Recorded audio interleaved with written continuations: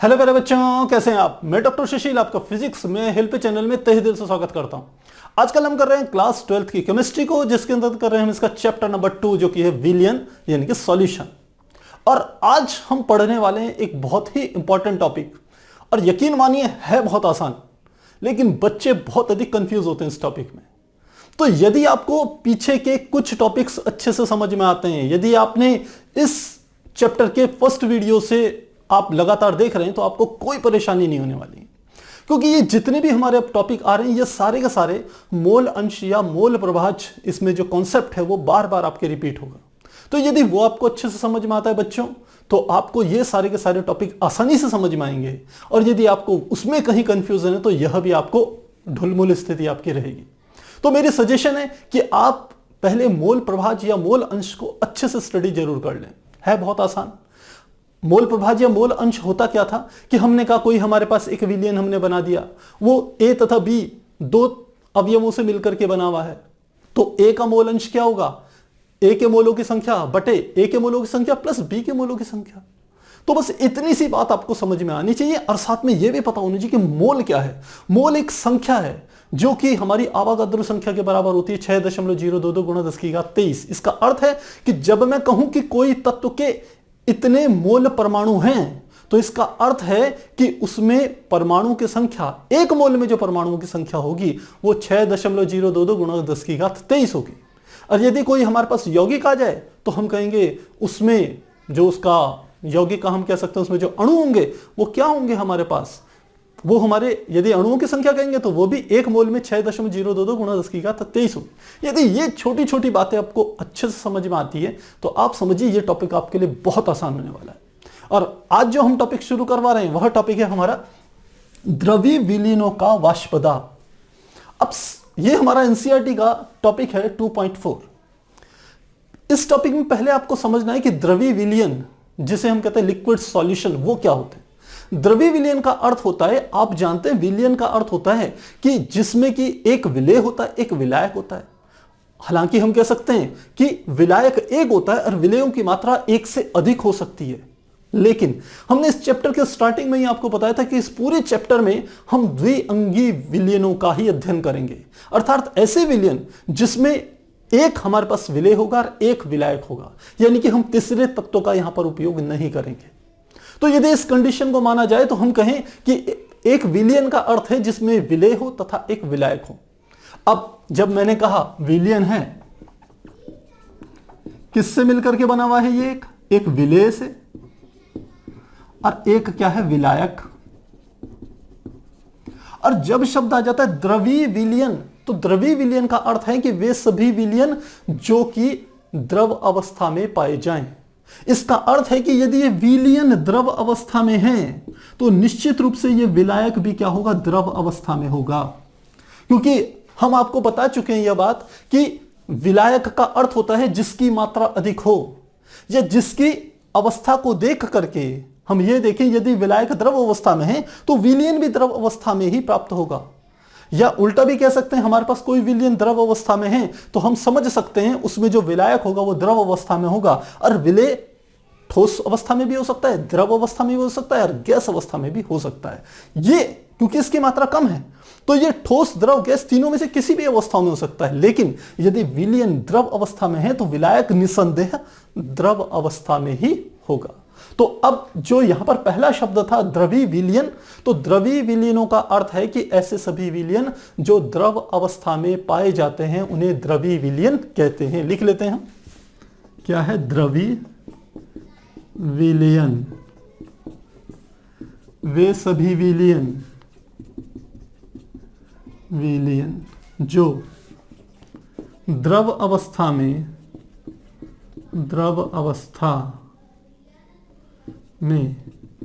पाए जाते हैं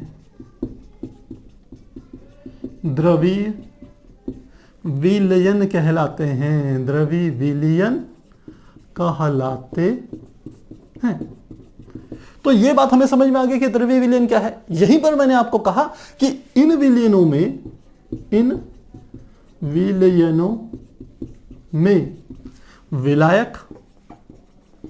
विलायक द्रव अवस्था में रहते हैं द्रव अवस्था में होते हैं, जबकि विलेय ठोस, द्रव अथवा गैस किसी भी अवस्था में हो सकते हैं, किसी भी अवस्था में हो सकते हैं।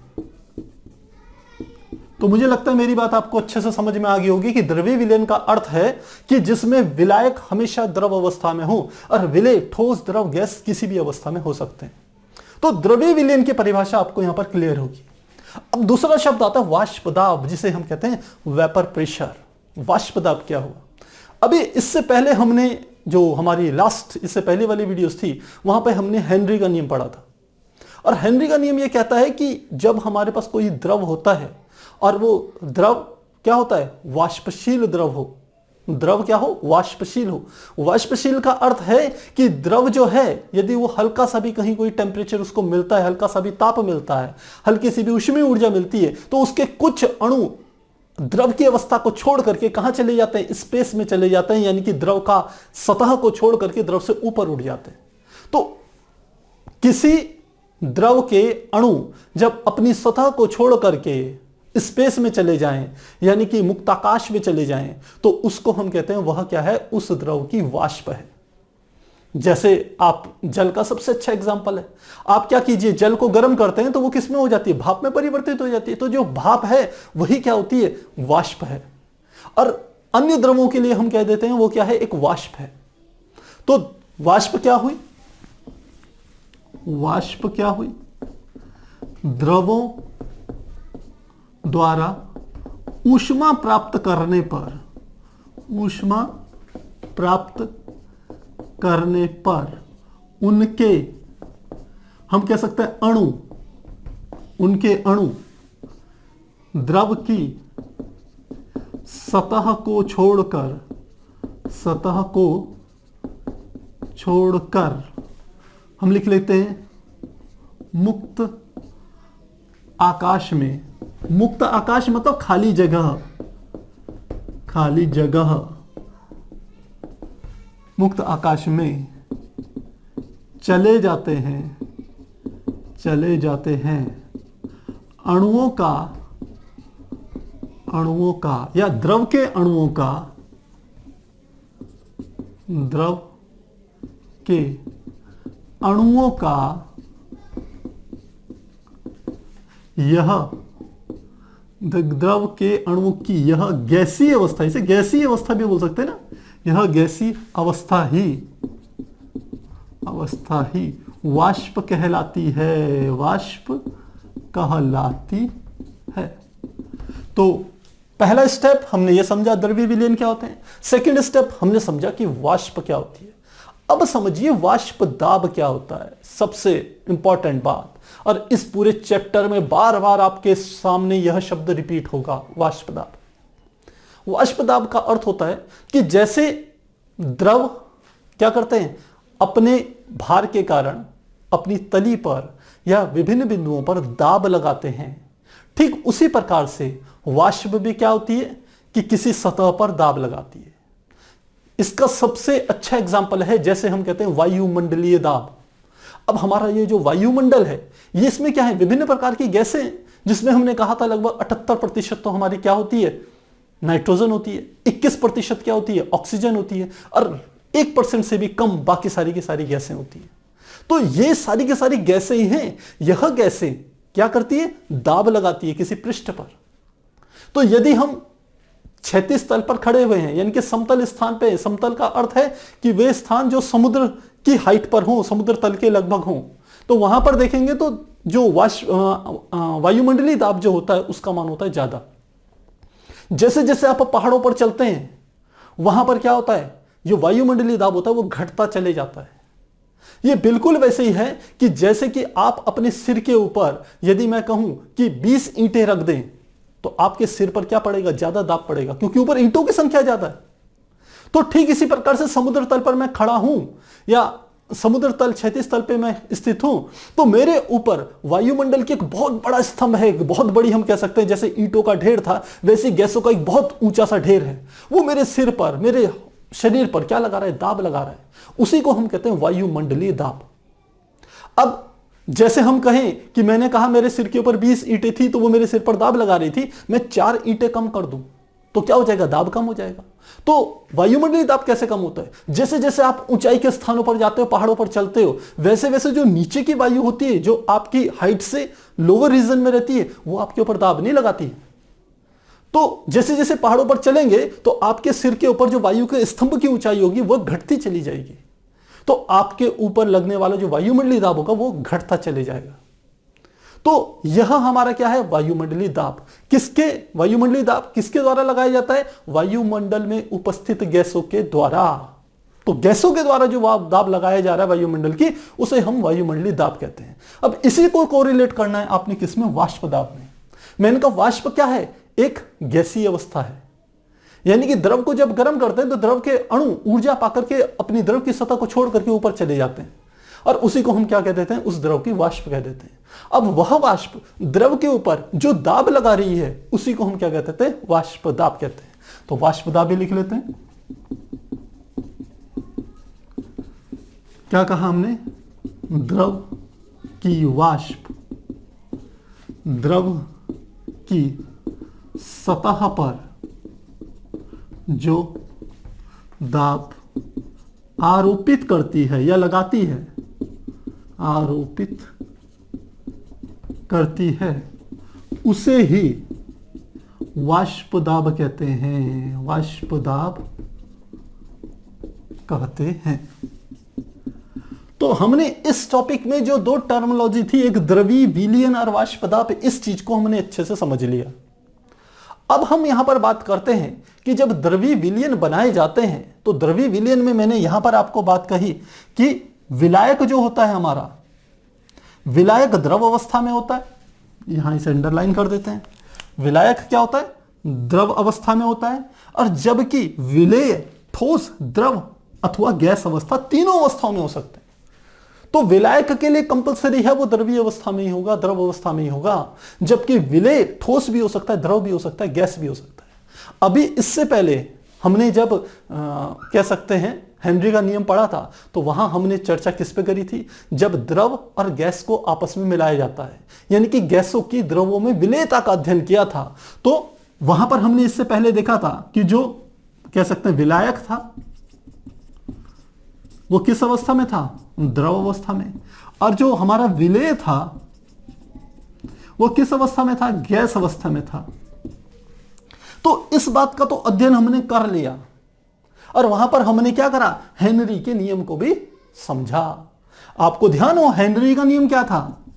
हेनरी का नियम, हेनरी का नियम कहता है जो दाब होता है वह बराबर होता है हेनरी का, हम कहें एक कांस्टेंट के एच, यानी कि इसे हेनरी नियतांक कहते हैं, और साथ में हम कह देते हैं काई, जिसे हम कहते हैं मोल अंश। तो यह हमारा क्या था? हेनरी का नियम था, जिसको हमने पिछली क्लास में डिटेल में इसका अध्ययन किया था। अब इस टॉपिक में हम दो प्रकार के कह सकते हैं विलयनों का अध्ययन करेंगे, क्योंकि यह तो हम पढ़ चुके हैं। अब हमने क्या पढ़ना है? पहली चीज कि जब विलायक तो द्रव हो, विलायक कैसी अवस्था में हो? द्रव अवस्था में हो, और साथ में हम कह रहे हैं विलेय भी कैसी अवस्था में हो? द्रव अवस्था में ही हो। और जब विलायक और विलेय द्रव अवस्था में लेकर के हम अध्ययन करेंगे ऐसे विलयनों का, कि जिसमें विलायक भी द्रव है, विलेय भी द्रव है, इन दोनों को आपस में मिलाया तो हमें विलयन मिल जाएगा, और वो विलयन भी द्रव अवस्था में ही होगा। अब हम दो प्रकार की स्थितियों का अध्ययन करेंगे। पहला तो विलायक जो ले रहे हैं वो तो हमेशा वाष्पशील ही होगा। विलायक क्या होगा? वाष्पशील द्रव। जबकि विलेय की दो स्थितियां हो सकती हैं। पहली स्थिति यह वाष्पशील द्रव भी हो सकता है, और दूसरा यह अवाष्पशील द्रव भी हो सकता है।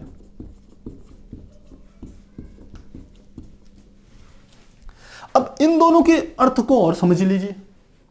हमने जब कहा कि विलायक भी द्रव है, विलेय भी द्रव है, तो विलायक क्या है? वाष्पशील द्रव है। वाष्पशील का अर्थ है कि एक ऐसा द्रव जो कि ऊष्मा पाता है तो उसके अणु क्या हो जाते हैं? गैस अवस्था में परिवर्तित हो जाते हैं, यानी कि वो गैसीय स्टेट में आ जाते हैं। तो ऐसे द्रव को हम कहते हैं वाष्पशील द्रव। और जो विलेय है उसको हमने दो कैटेगरीज में बांटा। एक वाष्पशील द्रव, यानी कि एक ऐसा द्रव जिसको गर्म करें तो उसके जो अणु हैं वो गैसीय अवस्था में आ जाए, यानी कि वाष्प में परिवर्तित हो जाए उसका कुछ हिस्सा द्रव का। और दूसरा अवाष्पशील द्रव, यानी कि कुछ विलेय जो द्रव अवस्था में होंगे वो ऐसे भी होंगे कि जिस द्रव को गर्म करने पर उसके अणु वाष्प अवस्था में परिवर्तित ना हो, या सामान्य ताप पर वाष्प अवस्था में परिवर्तित न हो। तो ऐसे द्रवों को हम क्या कहेंगे? वह होंगे अवाष्पशील द्रव। अब इन दोनों का यहां पर क्या मतलब है, क्या इससे फर्क पड़ेगा, इस बात को समझिए। मैंने कहा मैंने एक विलयन लिया, यहीं पर आपको थोड़ा सा समझा रहा हूं। मैंने कहा एक विलयन लिया, ये विलायक प्लस विलेय इन दोनों से मिलकर के बन गया। ये भी द्रव है, यह भी क्या है? द्रव। और ये दोनों कैसे हैं? वाष्पशील द्रव।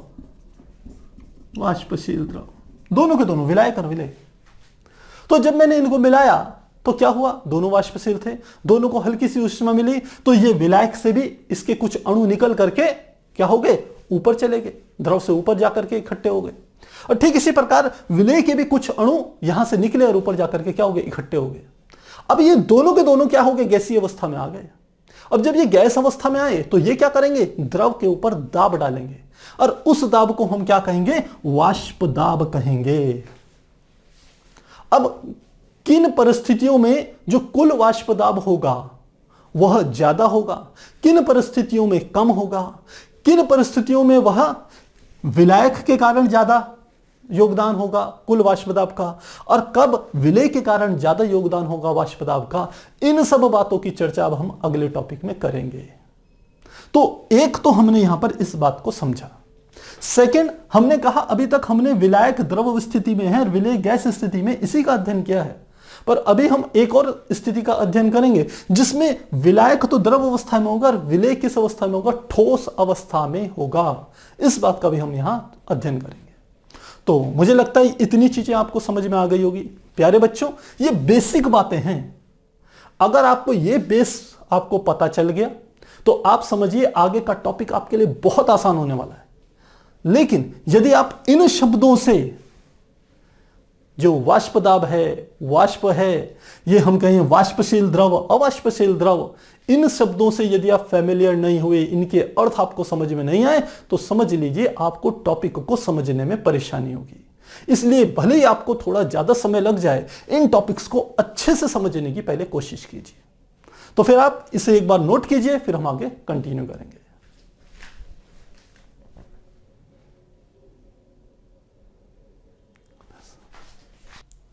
तो प्यारे बच्चों, यदि आपको वाष्प दाब समझ में आ गया है तो आपके लिए यह टॉपिक काफी आसान हो जाएगा। देखिए, यह हमारा अगला टॉपिक है द्रव द्रव विलयनों का वाष्प दाब। द्रव द्रव विलयन का अर्थ है कि एक ऐसा विलयन जिसमें कि विलेय भी द्रव अवस्था में और विलायक भी द्रव अवस्था में हो, ऐसे विलयन को द्रव द्रव विलयन कहते हैं। तो क्या कहा मैंने? ऐसा विलयन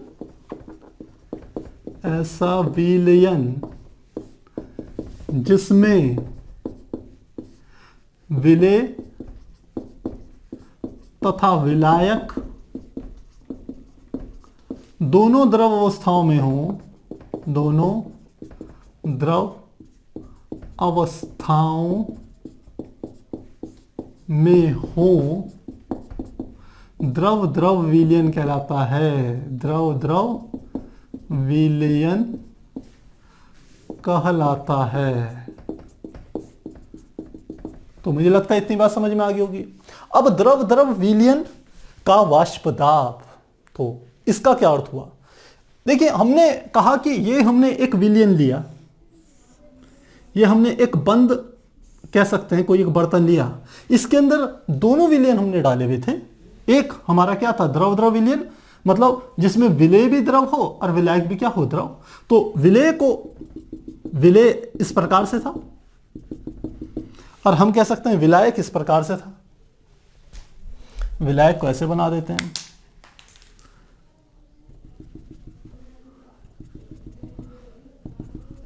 ये तो हमने कहा एक ये मान लेते हैं विलेय हो गया, और ये काला वाला जो हम ले रहे हैं ये मान लेते हैं ये क्या हो गया, विलायक हो गया।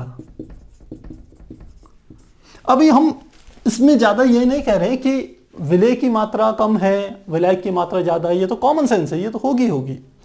तो हमने ये समझ लिया कि एक बंद बर्तन लिया और उसमें विलेय और विलायक जो दोनों द्रव अवस्था में थे उनको आपस में हमने यहां पर छोड़ दिया मिला करके, तो ये हमारा क्या बन गया, विलयन बन गया। अब क्या होगा, यह यदि ऊष्मा कहीं से इनको मिलेगी तो विलेय और विलायक यह दोनों क्या होंगे, वाष्पित होंगे, यानी कि इसके अणु ऊर्जा पाकर के इस द्रव की सतह को छोड़ करके इस ये जो खाली जगह है यहां पर पहुंच जाएंगे। तो इस बात को हम यहां ऐसे दिखाते हैं कि इसके अणु निकल करके यहां ऐसे चले गए, ऐसे चले गए, किसके, विलायक के। इसी प्रकार विलेय के अणु भी चले गए, तो विलेय के अणु को हमने ऐसे दिखा दिया। ये किस अवस्था में है, ये वेपराइज फॉर्म में है, यानी कि यहां पर इसको हम थोड़ा सा ऐसे कर देते हैं कि ये सतह पता चल जाए, ये सतह है, इसके ऊपर ये क्या है, वाष्प अवस्था में है। लिख लेते हैं विलेय तथा विलायक वाष्प अवस्था में, ये आ गया। तो ये दोनों वाष्प अवस्था में आ गए। अब यह वाष्प क्या करेगी, इस द्रव पर दाब डालेगी और उसी दाब को हम क्या कहेंगे, वाष्प दाब। तो लिखेंगे वाष्प यानी कि विलेय तथा विलायक की, विलेय तथा विलायक की वाष्प द्वारा द्रव पर डाला गया दाब, द्रव पर डाला गया दाब माना P, दाब को मैं क्या ले रहा हूं, P, और यहां पे लिख लेता हूं P कुल से प्रदर्शित करते हैं। तो इसका अर्थ है कि इस द्रव पर विलेय तथा विलायक की वाष्प द्वारा जो कुल दाब डाला गया है वो P कुल से, P टोटल से हम उसको रिप्रेजेंट कर रहे हैं। अब बात आती है कि द्रव पर जो वाष्प ने कुल दाब डाला उसमें से कितना हिस्सा विलेय के द्वारा डाला जाएगा और कितना हिस्सा विलायक के द्वारा डाला जाएगा। अब यहां पर एक काफी इंपॉर्टेंट नियम आ जाता है जिसे हम कहते हैं राउल्ट का नियम। तो अगला टॉपिक जो हमारा अगला है काफी इंपॉर्टेंट, वो है राउल्ट का नियम। किसी विलयन में, अब विलयन शब्द कह रहे हैं तो निश्चित रूप से वो विलेय और विलायक से मिलकर के बना होगा। तो किसी विलयन में जो विलयन के जो अवयव होते हैं, अवयव मतलब एक अवयव को हम विलेय कह सकते हैं और एक अवयव को हम विलायक कह सकते हैं। तो किसी विलयन में विलयन के अवयवों द्वारा जो दाब डाला जाता है, वाष्प दाब जो डाला जाता है, वह उन अवयवों के जो आंशिक वाष्प दाब जो होता है वह उनके मोल अंश के अनुक्रमानुपाती होता है। तो क्या हमने कहा, इसको अच्छे तरीके से समझते हैं। मैंने कहा यह जो हमारा विलयन था, मान लीजिए यही वाला जो हमारा ये विलयन है, इस विलयन में हम कह सकते हैं दो अवयव हैं, इसमें दो अवयव हैं, एक विलेय और दूसरा विलायक। अब इसके जो अवयव जो हैं इसमें इनके मोलों की संख्या अलग अलग है। इस विलेय को मान लेते हैं मैं 1 से प्रदर्शित कर रहा हूं और विलायक को मान लेते हैं 2 से प्रदर्शित कर रहा हूं। तो इसका मोल अंश को हम क्या करेंगे, x1 से रिप्रेजेंट करेंगे जिसे हम काई कहते हैं, और विलायक के मोल अंश को प्रदर्शित करेंगे x2 से प्रदर्शित करेंगे। ये x1 या काई1 मोलों की संख्या है किसमें, इस विलयन में, किसके, विलेय के मोलों की संख्या। और काई2 क्या है या x2 क्या है, इस विलयन में विलायक के मोलों की संख्या है। मोल की संख्या ना बोल, मोल अंश है ये। काई1 काई2 क्या है, मोल अंश। निकाली तो ये मोलों की संख्या से ही जाती है, लेकिन यहां पर हम इसे क्या कहेंगे, मोल अंश है। तो ये बात समझ में आ गई। अब किसी भी एक अवयव से, अब अवयव शब्द प्रयोग कर रहे हैं तो वो विलेय भी हो सकता है, विलायक भी हो सकता है। तो किसी भी एक अवयव के द्वारा इस विलयन में जो वाष्प दाब लगाया जा रहा है वो कितना लगाया जा रहा है, इस बात को हम जानते हैं राउल्ट के नियम से। तो राउल्ट का नियम पहले लिख लेते हैं, फिर उसके बाद हम उस पर चर्चा करेंगे। तो हमने कहा राउल्ट का नियम कहता है कि किसी द्रवीय विलयन में प्रत्येक अवयव का आंशिक दाब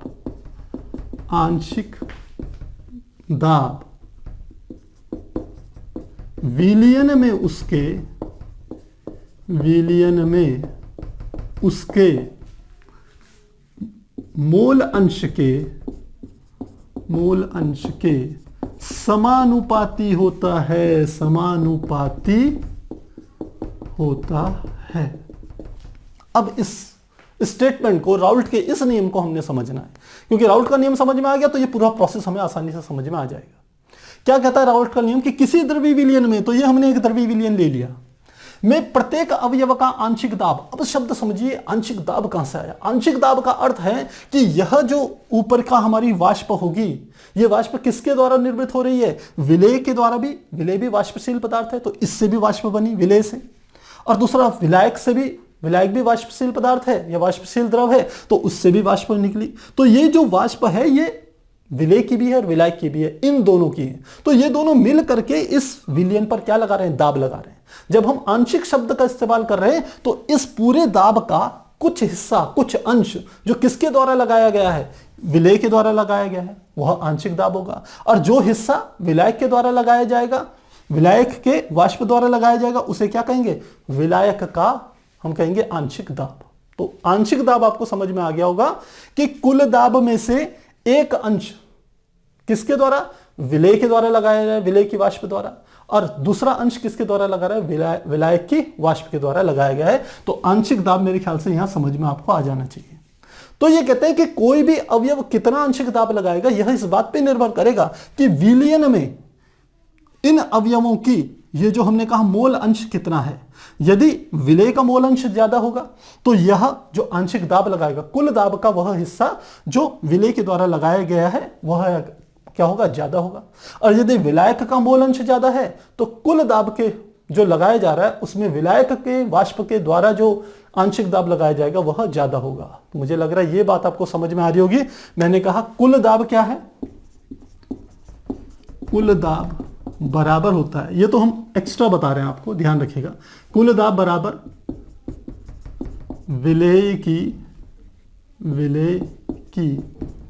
विलेय का वाष्प दाब, विलेय का वाष्प दाब प्लस विलायक का वाष्प दाब, विलायक का वाष्प दाब। तो विलेय का आंशिक वाष्प दाब लिख लीजिए और विलायक का आंशिक वाष्प दाब लिख लीजिए। तो ये मुझे लगता है पूरा समझ में आ गया। ये अब मुझे लग रहा है समझ में आ गया आपको आंशिक शब्द का क्या अर्थ है कि कुल दाब का एक अंश विलेय के द्वारा लगाया जाएगा, विलेय के वाष्प के द्वारा, और एक अंश विलायक के वाष्प द्वारा लगाया जाएगा। तो ये आगे बात समझ में। तो अब इस राउल्ट के नियम को हम मैथमेटिकली यानी कि फॉर्मूले के रूप में समझते हैं। तो क्या कहा? किसी द्रव्य विलयन में प्रत्येक अवयव का आंशिक दाब, तो लिखते हैं माना विलयन दो द्रवों से मिलकर बना है,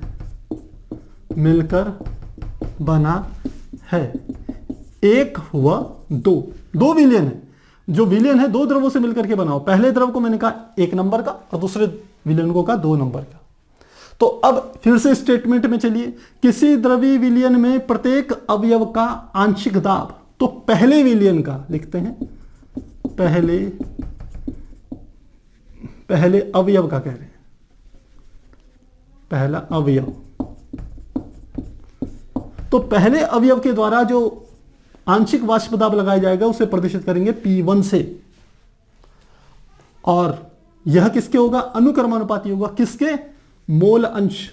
तो मोल अंश यदि पहला विलयन में मान लो ये है और दूसरा विलायक है तो इसका मोल अंश क्या होगा?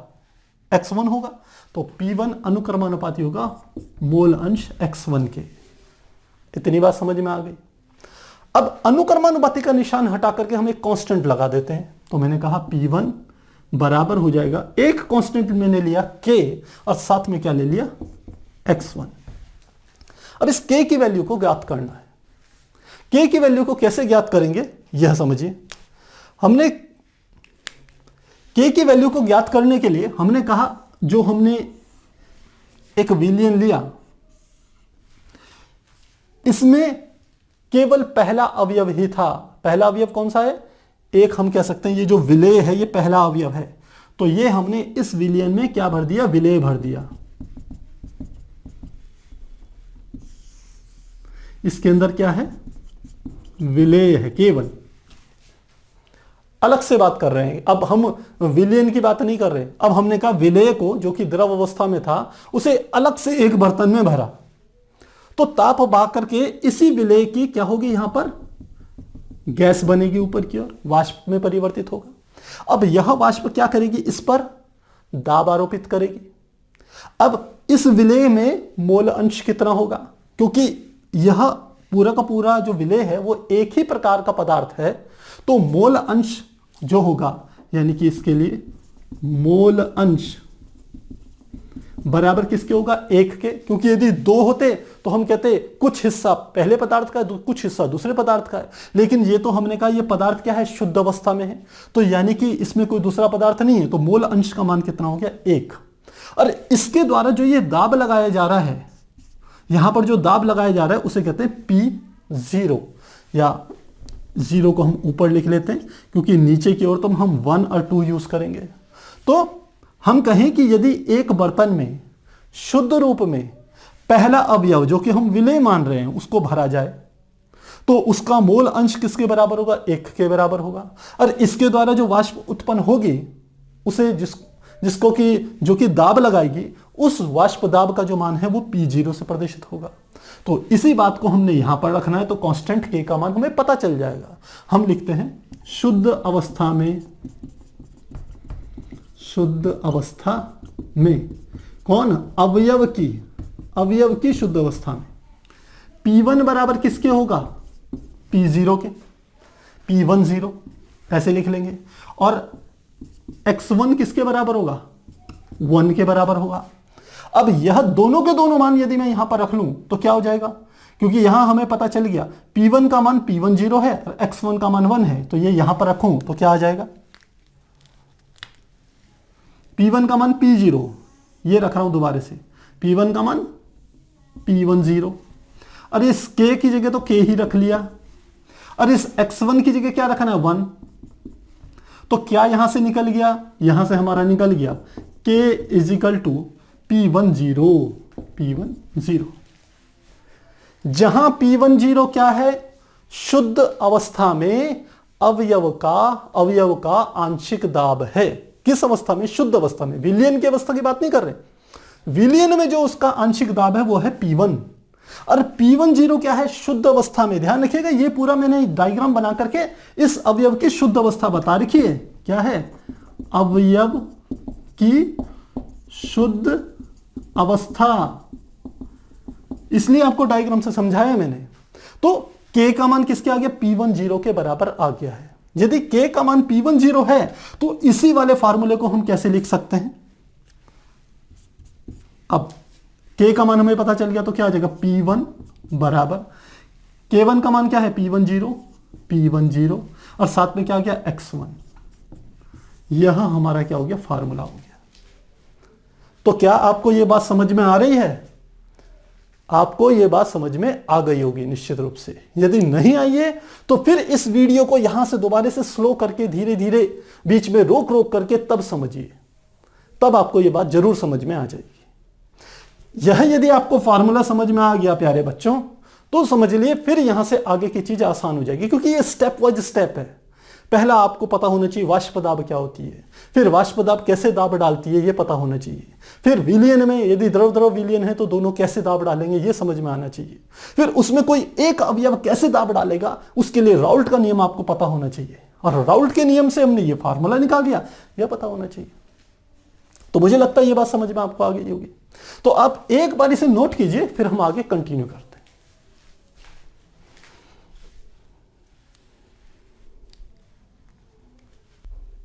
तो प्यारे बच्चों, अभी तक हमने इतनी चर्चा हमने कर ली है कि हमने एक बर्तन लिया था और उसमें हमने दो द्रव लिए जिनसे मिलकर के एक विलयन का निर्माण हुआ। एक जो नीला वाला है वो हम मान लेते हैं पहला द्रव है और जो काला वाला है वो दूसरा द्रव है।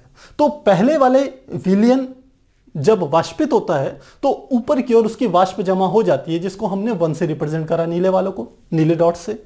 और जो दूसरा द्रव अवस्था में विलयन वो था, अवयव था, उसको हमने काले डॉट्स, उसको यहां पर काले रंग से प्रदर्शित किया है और उसकी जो वाष्प बनी उसको काले बिंदुओं से प्रदर्शित किया है।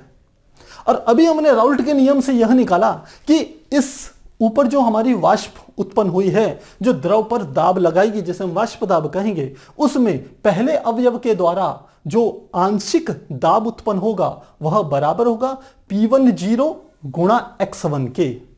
तो ये P10 x1 को क्या कहेंगे, इसे भी समझ लीजिए। हमने कहा यहां P1 क्या है, विलयन में पहले अवयव द्वारा उत्पन्न वाष्प दाब। तो पहले अवयव द्वारा इतना वाष्प दाब लगाया गया। P10 क्या है, शुद्ध अवस्था में पहले अवयव द्वारा लगाया गया वाष्प दाब, यह आ गया। और तीसरा x1 क्या है, हम लिखते हैं विलयन में, देखिए किसकी बात कर रहे हैं, विलयन की बात कर रहे हैं, ये लिक्विड फॉर्म की बात कर रहे हैं, जिनको विलायक भी द्रव अवस्था में था, विलेय भी द्रव अवस्था में, दोनों को मिलाया तो द्रव अवस्था में विलयन मिल गया। x1 क्या है, विलयन में पहले अवयव का मोल अंश, ये हो गया। ये बातें समझ में आ गई होगी आपको। अब ये समझ में आ गई तो अब आगे आपने ये समझना है कि यह जो विलयन है इसमें दो ही तो हैं हमारे पास अवयव, पहला अवयव और दूसरा अवयव। यदि पहले अवयव का मोल अंश हम कहें x1 है और दूसरे अवयव का मान लेते हैं x2 है, तो मैंने क्या लिखा यहां पर, माना दूसरे अवयव का मोल अंश बराबर कितना मैंने ले लिया, x2 ले लिया। तो इसका अर्थ क्या हुआ, x1 प्लस x2 बराबर 1 के होगा, क्योंकि इस पूरे का पूरा विलयन को मैंने एक मान लिया। यदि पहले अवयव का मोल अंश x1 है और दूसरे का x2 है तो दोनों का योग 1 के बराबर होना चाहिए। ये बिल्कुल वही बात है ना कि मैंने कहा कि दो लड़के हैं, दो लड़कों के पास 100 रुपए हैं, तो यदि एक लड़के के पास 40 रुपए हुए तो निश्चित रूप से दोनों के दूसरे के पास क्या होंगे, 60 होंगे, और दोनों का जो योग होगा वो 100 के ही बराबर होगा, 100 से न ज्यादा होगा ना कम होगा। बिल्कुल वही बात यह है कि कुल विलयन में पहले का जो मोल अंश है, मोल अंश यानी कि पदार्थ की मात्रा ही होती है। मोल तो क्या है, पदार्थ की मात्रा का हम कह सकते हैं एक मात्रक है कि यूनिट है। तो ये पहले पदार्थ की, पहले अवयव की जो मात्रा है वो क्या है, x1, और दूसरे अवयव की मात्रा कितनी है, x2, और दोनों को मिला दें तो कुल विलयन किसके बराबर आएगा, 1 के बराबर आएगा। तो ये बात आपको पता होनी चाहिए। तो पहले अवयव के लिए जैसे हमने ये सूत्र निकाला, ठीक इसी प्रकार से दूसरे अवयव के लिए निकालते हैं। तो लिखते हैं विलयन के दूसरे अवयव द्वारा उत्पन्न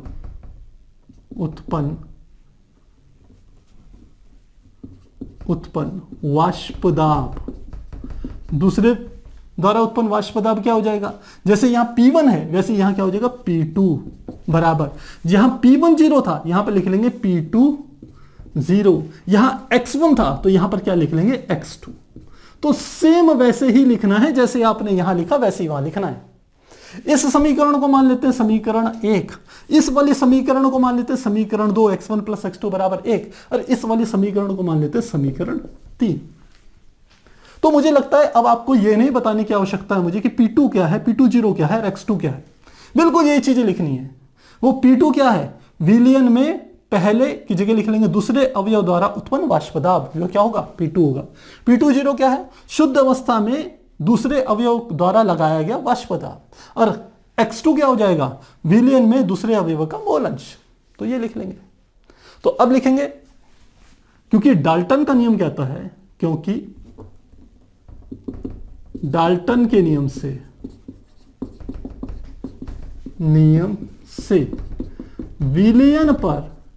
विलयन पर कुल वाष्प दाब P कुल यानी कि टोटल बराबर किसके होगा, P1 प्लस P2, यानी कि पहले अवयव द्वारा उत्पन्न वाष्प दाब प्लस दूसरे अवयव द्वारा उत्पन्न वाष्प दाब के। तो फिर से इसको सॉल्व करें, तो P कुल वाष्प दाब बराबर P1 का मान मैं ले रहा हूं, मान लेते हैं यहां से मैंने लिख लिया P1 0 इंटू x1, और ऐसे P2 का मान यहां से रख लेते हैं P2 0 इंटू x2। अब मैं इस सूत्र को, ये हमारा सूत्र आ गया सीधे, इस सूत्र को मैं प्रदर्शित कर रहा हूं केवल x2 के पदों में व्यक्त करना चाह रहा हूं। तो क्या करता हूं, मैं लिखता हूं समीकरण 2 से x1 का मान रखने पर, तो समीकरण 2 कौन सी है, ये वाली है, x1 प्लस x2 बराबर 1 के है। तो x1 का मान क्या आ जाएगा, यहां x1 बराबर हो जाएगा, ये 2 उधर चले जाएगा तो 1 माइनस x2 आ जाएगा। मुझे लगता है आसान है। तो समीकरण 2 से, यानी कि इस वाली समीकरण से x1 का मान 1 माइनस x2 इसमें रख देते हैं, तो क्या आ जाएगा, यह आ जाएगा P कुल बराबर P1 0 तो ऐसे ही आ गया, x1 की जगह क्या आ गया, हमने कहा 1 माइनस x2, और प्लस क्या आ गया P2 0 इंटू x2। इसको खोल दे देते हैं, तो P1 0 और minus P1 0 into x2 plus P2 0 into x2। इन दोनों में क्या कॉमन है, x2 कॉमन है, तो P1 0 और प्लस लेकर के यदि मैं x2 कॉमन लूंगा तो यह आ जाएगा P2 0 minus P1 0 into x2 के बराबर आ जाएगा। तो ये हमारे पास क्या आ गया, P कुल, यानी कि इस विलयन पर ऊपर के द्वारा लगाया गया कुल वाष्प दाब बराबर होगा पहले अवयव के शुद्ध अवस्था में लगाए गए वाष्प दाब के, आंशिक वाष्प दाब के, प्लस P2 क्या है, दूसरे अवयव के शुद्ध अवस्था में उत्पन्न या लगाए गए आंशिक वाष्प दाब के। तो इस प्रकार से हम क्या कर सकते हैं, इसको प्रदर्शित कर सकते हैं। और ये मान लेते हैं, अभी तक हमने 3 समीकरणें ली, ये हमारी होगी समीकरण संख्या 4, और इसको मान लेते हैं समीकरण संख्या 5। तो मुझे लगता है ये आसान है, कोई परेशानी नहीं है इसमें। अब इस समीकरण से कुछ निष्कर्ष निकाले जाते हैं। तो एनसीईआरटी में इस समीकरण से क्या क्या निष्कर्ष निकाले गए हैं, अब हम इस पर चर्चा करते हैं। तो सबसे पहले हम एनसीईआरटी ही ले लेते हैं, और एनसीईआरटी में इस इक्वेशन से क्या क्या निकाले गए हैं। पहला, किसी विलयन के कुल वाष्प दाब को किसी अवयव के मूल अंश से संबंधित किया जा सकता है। तो यह बात बिल्कुल सही है, क्योंकि हम कुल वाष्प दाब को किससे संबंधित कर रहे हैं, मूल अंश से। दूसरा, किसी विलयन का कुल वाष्प दाब अवयव 2 के मूल अंश के साथ रेखीय रूप में परिवर्तित हो रहा है, निश्चित रूप से हो रहा है। और तीसरा हमारा को दे रखा है कि शुद्ध अवयव 1 व 2 के वाष्प दाब पर निर्भर रहते हुए विलयन का कुल वाष्प दाब अवयव 1 के मूल अंश के बढ़ने से कम या ज्यादा होता है। तो इन तीनों बातों को अब हम यहां पर डिटेल में इसकी चर्चा करते हैं। तो सबसे पहला इन्होंने क्या कहा था कि किसी विलयन का कुल वाष्प दाब उसके अवयव के मूल अंश से संबंधित होता है। तो यहां पे लिख लेते हैं, पहला, कुल वाष्प दाब विलयन में उपस्थित मोल अंश से संबंधित होता है, मोल अंश से संबंधित होता है।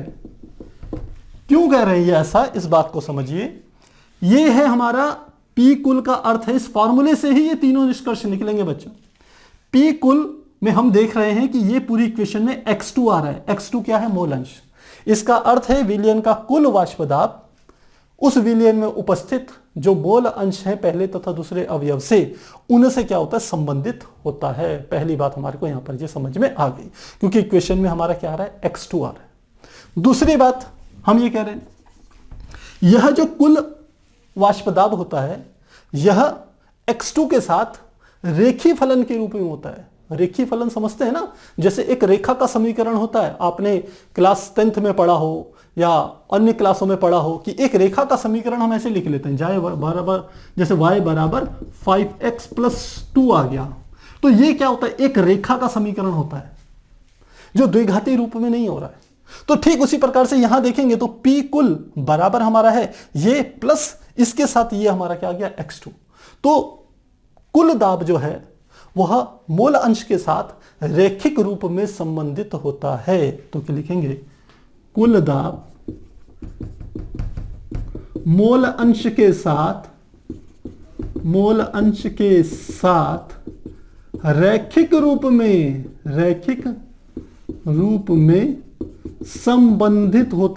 संबंधित होता है, रैखिक रूप में रिलेटेड है ये। दूसरी बात हो गई। तीसरा इसने क्या कहा था, तीसरा इसने कहा यदि x1 के मान को हम घटाएं बढ़ाएं, x1 क्या है, पहले अवयव का, ये हमारा है ना x1, विलयन में पहले अवयव का मूल अंश। तो यदि x1 के मान को बढ़ाएंगे तो x2 का मान स्वतः ही क्या हो जाएगा, कम हो जाएगा। तो क्या होगा, यह जो हमारा दाब होगा यह भी घट जाएगा, क्योंकि ये से रैखिक रूप से संबंधित है तो दाब घट जाएगा। और x1 के मान को घटाएंगे तो x2 का मान बढ़ जाएगा, यानी कि कुल दाब भी हमारा क्या हो जाएगा, परिवर्तित हो जाएगा। तो x1 को परिवर्तित करने पर या पहले अवयव के मूल अंश को परिवर्तित करने पर कुल दाब परिवर्तित हो जाता है। तो क्या लिखेंगे, पहले अवयव के मूल अंश x1 को बदलने पर कुल दाब जिसे हम P कुल कहेंगे बदल जाता है। तो ये तीन बातें आपको क्या करनी है, ध्यान रखनी है। ये इस इक्वेशन से निकले हुए रिजल्ट हैं। इनके ऊपर आगे जाकर के आप देखेंगे कि काफी सारी डिटेलिंग होगी। तो एक बार आप इसे नोट कीजिए, फिर हम इस इक्वेशन को लेकर के क्या करेंगे, एक डायग्राम बनाएंगे। फिर उसके बाद हम देखेंगे कि अभी तक तो ये मोल अंशों की जो हम चर्चा कर रहे थे, ये x1 x2, ये विलयन में उपस्थित मोल अंश थे, पहले अवयव के तथा दूसरे अवयव के। अब जो ये वाष्प ऊपर की ओर बनी है इसमें भी मोल अंश होंगे। इस कुल वाष्प का एक हिस्सा पहले अवयव के द्वारा बना हुआ है और इस वाष्प का एक हिस्सा दूसरे अवयव के द्वारा बना हुआ है। तो पहले अवयव के वाष्प में कुछ मोल होंगे, दूसरे अवयव के वाष्प में कुछ अन्य मोल होंगे। उन मोलों की भी हम क्या करेंगे, चर्चा करेंगे। तो आप इसे एक बार नोट कीजिए, फिर हम आगे कंटिन्यू करेंगे।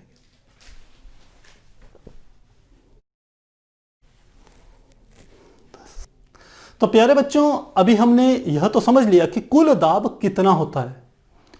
तो अब इसको यदि हम पिक्टोरियल रूप में यानी कि एक ग्राफ के रूप में रिप्रेजेंट करें तो किस प्रकार से समझ सकते हैं। तीन दाबों की यहां पर चर्चा करेंगे।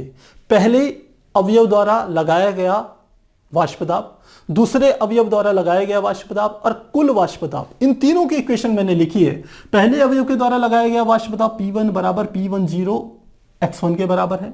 ये दूसरे अवयव के द्वारा लगाया गया वाष्प दाब है P20 इंटू x2 और कुल वाष्प दाब हमने यह समीकरण लिख दी।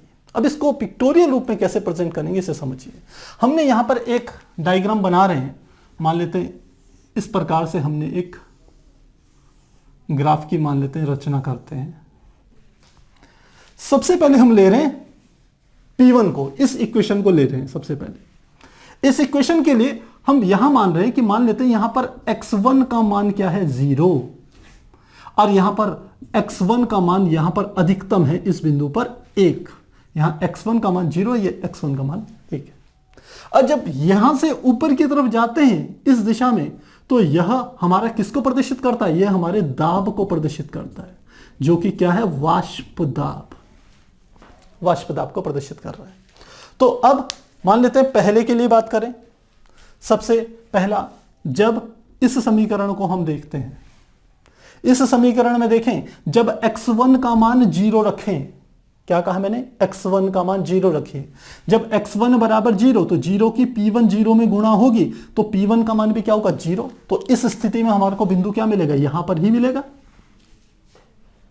अब दूसरी स्थिति लीजिए, यदि यह जो हम विलयन ले रहे थे यदि ये शुद्ध विलयन होता, क्या कहा मैंने, शुद्ध विलयन, शुद्ध विलयन होता तो x1 का मान किसके बराबर होगा, 1 के बराबर। तो उस स्थिति में P1 किसके बराबर होगा, P1 0 के बराबर होगा। या दूसरे शब्दों में समझिए, हमने एक विलयन लिया, यहां विलयन ले लिया। इस विलयन में पहले x1 का मान कम था, यह थोड़ा सा विलयन था x1 का, या पहले अवयव का जो हम कह सकते हैं पहले अवयव की जो मात्रा थी वो कम थी, तो इससे जो वाष्प उत्पन्न होगी वो कम होगी, तो वाष्प दाब भी कम होगा। तो जैसे जैसे हम x1 का मान बढ़ाते जाएंगे वैसे वाष्प दाब का मान भी बढ़ता जाएगा, क्योंकि राउल्ट का नियम काम कर रहा है यहां पर। तो इसका अर्थ है कि जैसे जैसे x1 का मान बढ़ेगा वैसे वैसे इस P का मान भी बढ़ेगा। यहां पर हमारा पास क्या है, वाष्प दाब P है, इसका मान भी बढ़ेगा, और ये बढ़ेगा तो ये इस प्रकार से हम कह सकते हैं यहां पर। और अधिकतम क्या होगा, यहां पर हो गया ये। इस स्थिति में अधिकतम कब होगा, जब x1 का मान 1 के बराबर होगा। इसका अर्थ है कि यदि पूरा का पूरा विलयन पहले अवयव का ही बना हुआ हो, इसमें दूसरा अवयव हो ही ना, यदि ऐसी स्थिति होगी तो x1 का मान किसके बराबर होगा, 1 के बराबर होगा। पूरा मोल अंश पहले अवयव का, दूसरे अवयव का मोल अंश 0। तो हमारे पास जो दाब मिलेगा वो यह मिलेगा। तो x1 का मान 1 रख दें तो P1 का मान P1 0 के बराबर होगा। ये वाला बिंदु क्या होगा, P1 0। मेरी बात समझ में आ गई होगी आपको कि कोई समस्या नहीं। x1 का मान 0 रखिए इस वाली इक्वेशन में, पहली इक्वेशन इसका यूज करना है। x1 का मान 0 रखिए तो वैल्यू P1 की वैल्यू यही आएगी, 0 आएगी। ये है ना, P1 यहां पर है, P1 की वैल्यू 0।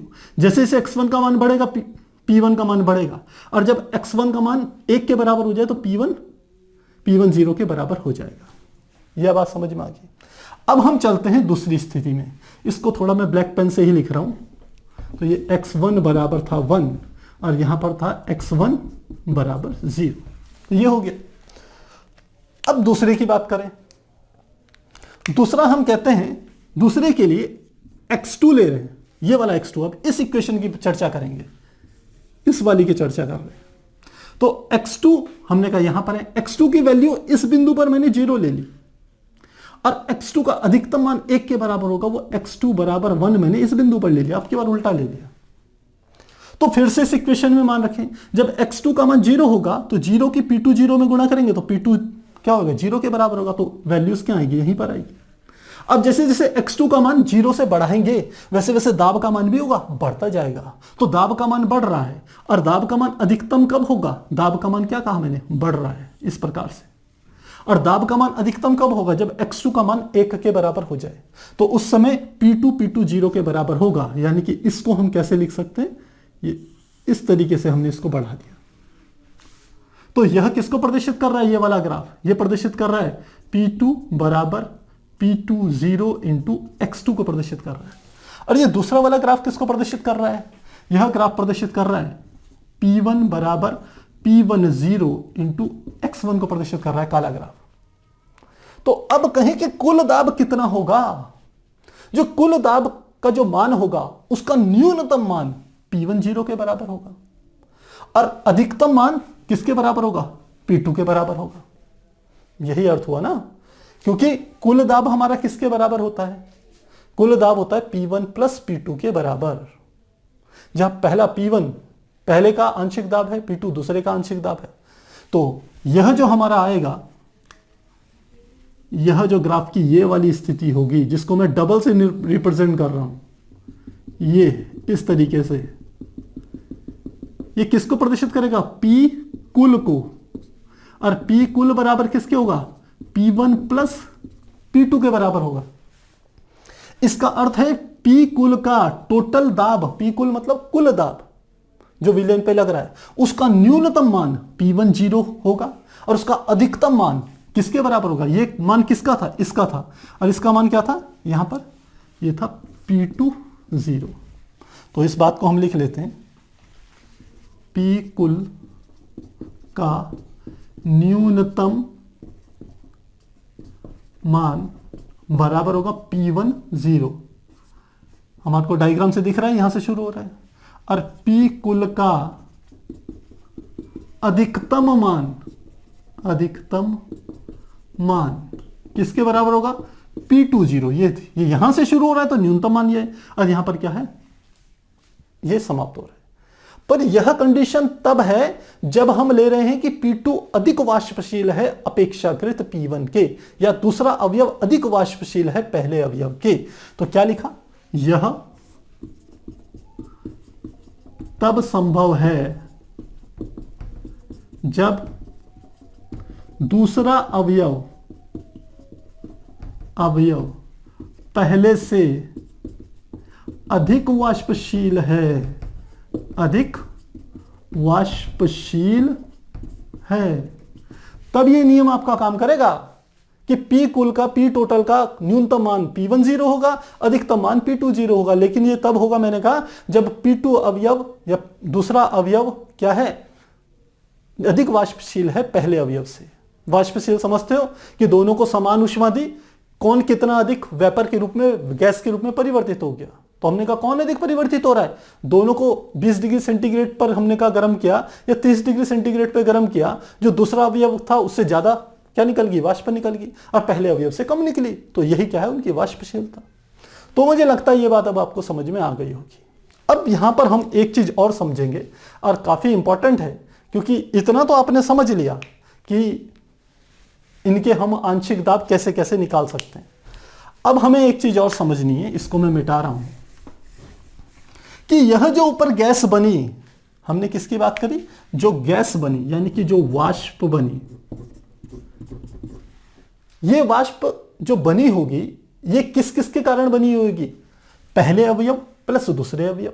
तो जो वाष्प बनी है उसमें है पहले अवयव की वाष्प प्लस दूसरे अवयव की वाष्प,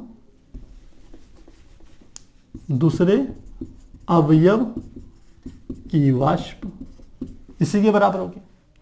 अब हम कहें कि इसका ये टोटल जो वाष्प है, ये पूरी की पूरी वाष्प जो है, इसका जो मोल अंश है वह किसके बराबर होगा, एक, कुल वाष्प का। कुल वाष्प का मोल अंश में कितना ले रहा हूं, एक ले रहा हूं। तो पहले अवयव की जो वाष्प है उसका हम मोल अंश ले लेते हैं बराबर किसके, y1 के। मैं देखो y1 क्यों ले रहा हूं, x1 नहीं ले रहा हूं। मैं इस समय काई से रिप्रेजेंट नहीं कर रहा हूं, क्योंकि काई को मैंने किसके लिए रिप्रेजेंट कर दिया, विलियन में अवयव का मोल अंश। लेकिन अब मैं विलियन की बात नहीं कर रहा हूं, विलियन के ऊपर ये जो वाष्प है, इस वाष्प में पहले अवयव की कितनी वाष्प है उसके मोल अंश को मैं y1 से, और दूसरे अवयव की कितनी वाष्प है उसके मोल अंश को किससे प्रदर्शित कर रहा हूं, y2 से प्रदर्शित कर रहा हूं। और आप समझ सकते हैं यहां पर y1 प्लस y2 का मान भी 1 के बराबर ही होगा। लेकिन ये किसके बारे में बात हो रही है, पूरी चर्चा ये वाष्प के बारे में बात हो रही है, ये विलियन के बारे में बात नहीं हो रही अब।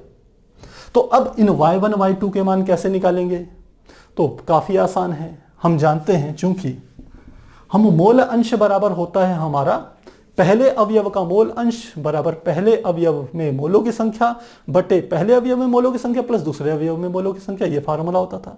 लेकिन यहां पर हम इसे किस रूप में प्रदर्शित करेंगे, दाब के रूप में प्रदर्शित करेंगे। तो क्या लिखेंगे, हम लिखेंगे y1 बराबर ये होगा P1 बटे क्या आ जाएगा, P कुल, और इसी प्रकार y2 बराबर क्या हो जाएगा, P2 बटे P कुल। और y1 y2 क्या है, पहले अवयव की वाष्प का मोल अंश है, और y2 क्या है, दूसरे अवयव की वाष्प का मोल अंश है। तो इन फार्मूलों को भी बच्चों आपको ध्यान रखना है, क्योंकि इसके बेस्ड में न्यूमेरिकल आ जाते हैं, और आपकी जो ये पाठ्य निहित एक्सरसाइज है उसके बीच में इसके न्यूमेरिकल दिए हुए हैं। इसलिए आपको इसको भी समझना है। यदि इतनी बड़ी बात आपको समझ में आ गई तो ये तो काफी आसान हो गया ना, क्योंकि अभी तक हमने विलियनों की चर्चा करी थी। अब हम ये मोल अंश y1 y2 किसके ले रहे हैं, हम विलियन से जो ऊपर की ओर वाष्प है, जो वाष्प दाब लगा रही है विलियन पे, उस वाष्प पे पहले अवयव का मोल अंश y1 दूसरे का y2, और फार्मूले उनके हमने इस प्रकार से लिख दिए। तो इस प्रकार से हम क्या कर सकते हैं, इसे लिख सकते हैं। तो प्यारे बच्चों, मुझे लगता है कि आज की क्लास आपको अच्छे से समझ में आई होगी, कोई परेशानी नहीं हुई होगी।